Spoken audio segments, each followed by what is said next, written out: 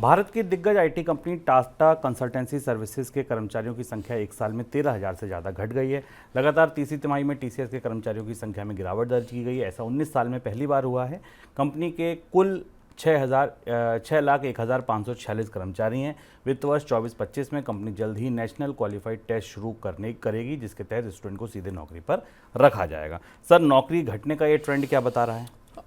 IT sector में TCS की नौकरियां घटना अपने आप में एक संकेत माना जाता है। 13,000 लोग और कई सालों बाद इतनी कटौती है, ये बताता है कि आईटी सेक्टर में या सूचना तकनीक सेक्टर में जो बड़े बदलाव हो रहे हैं उसमें भी मझोले और निचले स्तर पर, जहां पर अब आर्टिफिशियल इंटेलिजेंस, एआई और मशीन लर्निंग जैसी व्यवस्थाएं सामान्य रूप से सॉफ्टवेयर डेवलपमेंट की प्रक्रियाओं में इस्तेमाल होने लगी हैं, वहां से नौकरियों में कमी हो रही है। इससे पहले भी जो आंकड़े आए थे वो ये बता रहे थे कि एक तो नई नौकरियां नहीं आ रही हैं, दूसरी ये कि जो लोग हायर किए जा रहे हैं उनके वेजेस, उनकी सैलरीज भी पिछले साल से पिछली नियुक्तियों से कम है।